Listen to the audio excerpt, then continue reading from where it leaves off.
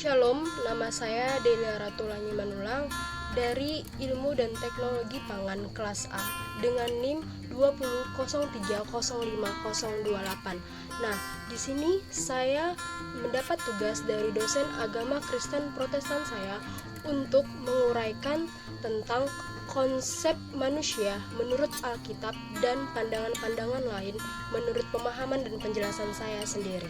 Berikut ini adalah penjelasan saya.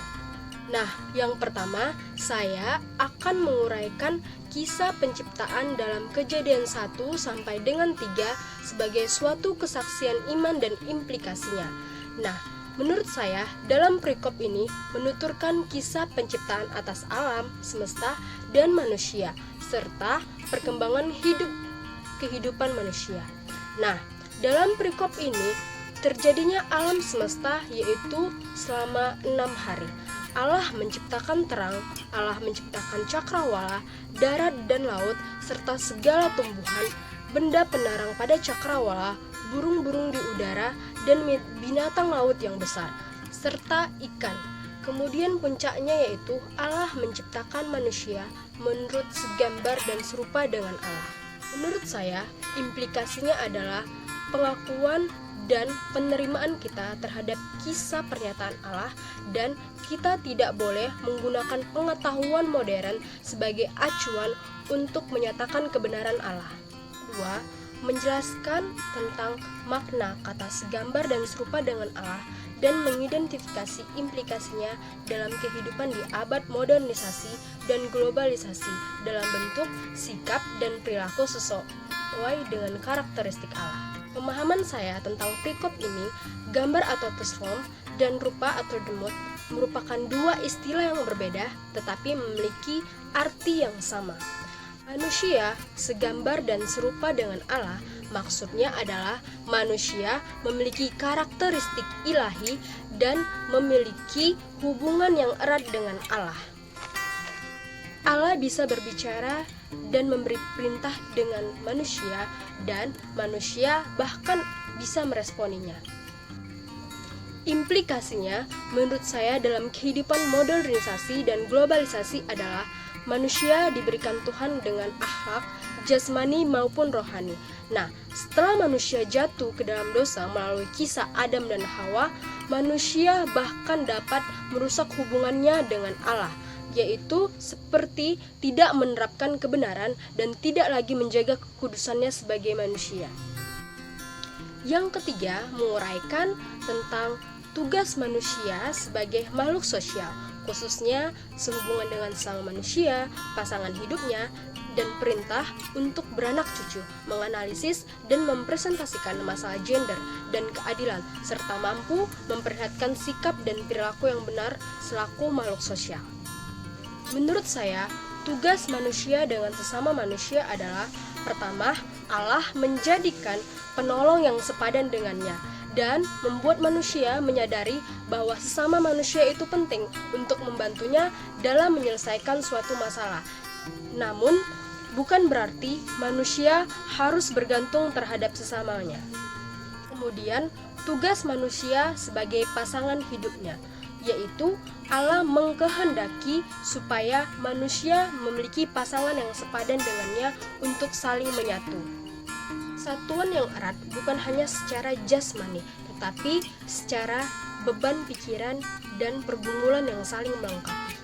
Kemudian, perintah untuk beranak cucu, maksudnya adalah manusia harus menambah anggota keluarganya untuk memenuhi bumi. Dan di situ Allah memerintahkan manusia untuk dapat menjaga, melestarikan, dan mengolah alam semesta untuk bisa menjadi alam yang lebih baik lagi. Kemudian saya akan mempresentasikan masalah gender dan keadilan. Nah, gender berasal dari bahasa Latin yaitu genus, yaitu berarti tipe. Nah, perbedaan antara perempuan dan laki-laki adalah kodrat dari Tuhan. Kodrat itu tidak dapat ditukar ataupun diubah. Nah, kodrat itu mempunyai peran dan masing-masing tanggung jawab yang berbeda-beda.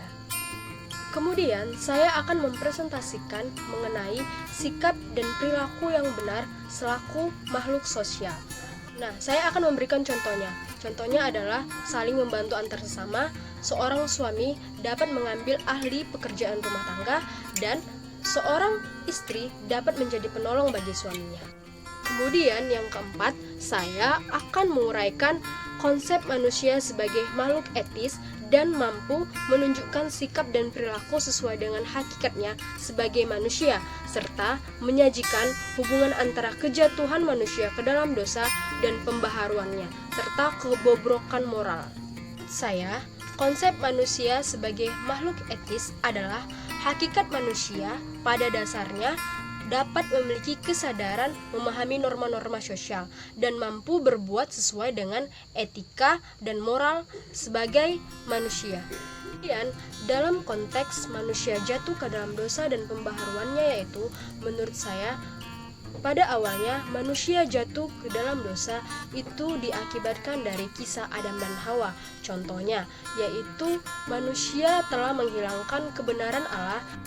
Kedua, manusia tidak menjaga kekudusannya, baik laki-laki maupun perempuan. Pembaruan yang dapat dilakukan yaitu seperti mendekatkan diri dengan Tuhan, membatasi pergaulan bebas, dan memperbanyak sharing dengan keluarga. Soal yang terakhir yaitu pemahaman dalam menyajikan dan menganalisis dengan kritis beberapa pandangan non-Alkitab tentang manusia. Nah, menurut saya, pandangan non-Alkitab tentang manusia adalah yang pertama, menurut saya adalah manusia tidak jelas ekstensinya dengan ciptaan. Contohnya, manusia tidak bisa mengenali dirinya sebagai makhluk hidup yang harus bertanggung jawab. Yang kedua, makhluk ciptaan yang bertanggung jawab menurut hukum. Menurut saya, contohnya adalah manusia harus bisa menaati peraturan-peraturan pemerintah yang telah ditetapkan. Ya, manusia menolak Allah sebagai penciptanya.